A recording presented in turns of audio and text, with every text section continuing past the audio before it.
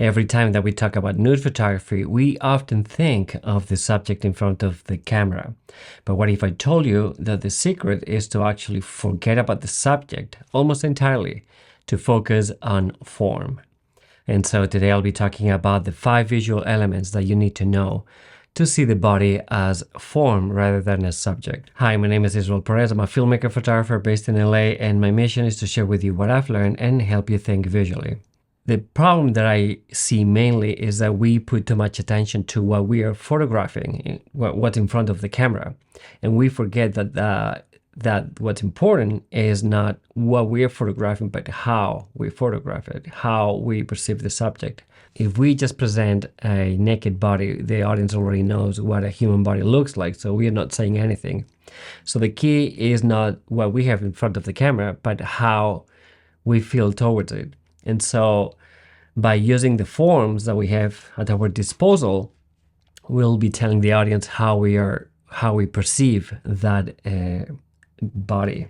And so the first element that we have at our disposal is lighting. And so lighting has 2 main components. One is the quality of the light, and the other is direction. The main 2 qualities that we have are hard light and soft light. Hard light is characterized by very strong and sharp shadows. And so you get an image that is very contrasted. The light goes directly onto the subject. On the other hand, soft lighting is lighting that is going through diffusion or is being bounced off the wall, creating less of a strong shadow, and makes the image more descriptive because you can see more detail where shadow would be. Another way to see it metaphorically is that soft lighting is like a cloudy day, while hard light is you have a clean sky and you have the sun hitting on the subject directly. Lighting is our principal source or tool that we have, because without it we don't see anything. So that's why I'm talking about lighting first. And the other component to lighting is the direction. So when the lighting comes from the direction of the camera, when it's a frontal, we have a more flatter image and very minimal shadows that gives you a more descriptive type of lighting. But if the light is coming from the side, now you're creating more shadows in the face, and it gives more volume to the image. It creates more shadows, and therefore it creates more depth in the image. It makes it more 3-dimensional. If the lighting is coming from behind me, the front is going to be without detail. So the only thing you're going to be seeing is my outline, and you're not going to see any of the detail in front of me unless you put another light coming this way. And also lighting can be the subject itself in the photograph.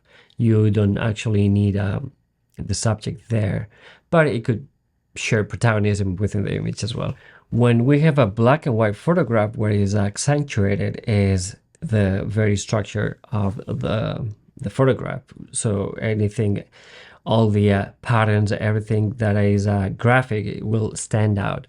And so when we add color to an image, we are giving another layer of meaning and creating new separations, new contrast in the image. Color can evoke things from us. It's very physical. It can evoke a response from the body. It evokes memories that you may have related to those colors that you are seeing. And so color, I myself use color to evoke certain things that reminds me of something particular.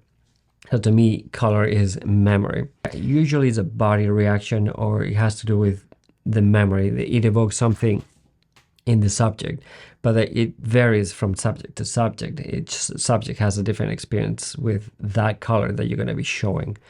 And so color is a very powerful tool that we have at our disposal to evoke memory and make the photograph more personal to them. Sometimes we can almost touch the image, and that's due to the image having some texture in it. By having textures, we are evoking the sense of touch. So the image becomes tactile and make it more relatable to the viewer.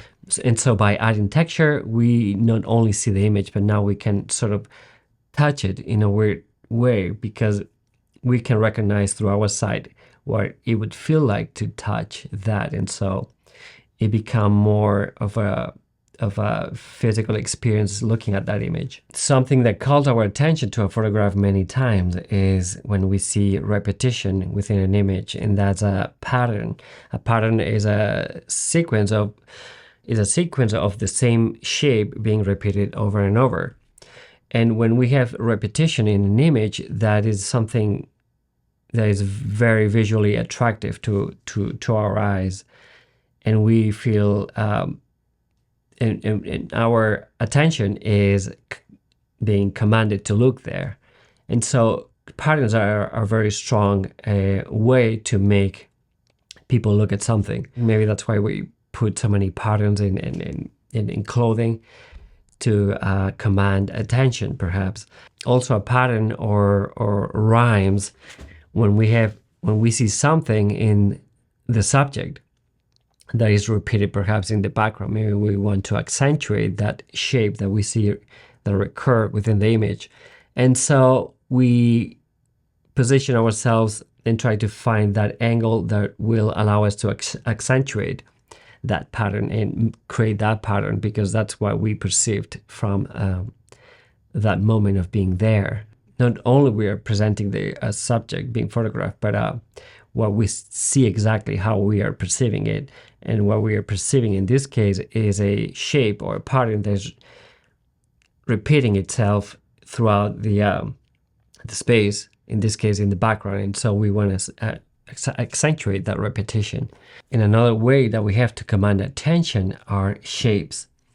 So shapes go from just a dot in the middle of the screen to having two dots creating a line, to three dots creating a triangle, and so forth and so on.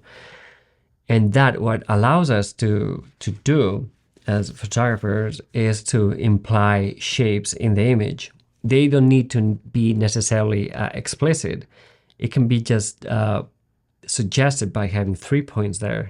Many times we see like 3 heads in an image, but the photographer didn't take that image just necessarily because he thought that 3 heads were interesting, that there was something to say there with the subject alone. And so for us, the viewer, what happens is we find it fascinating. We find it very interesting when we can infer a geometrical shape from an image. So don't forget that your tools to see the body differently are lighting, color, texture, patterns, and shapes. Those tools are going to allow you to show other people how you perceive the body instead of just presenting a body. So let me know what you think in the comment section below, and I'll see you next time. Thank you.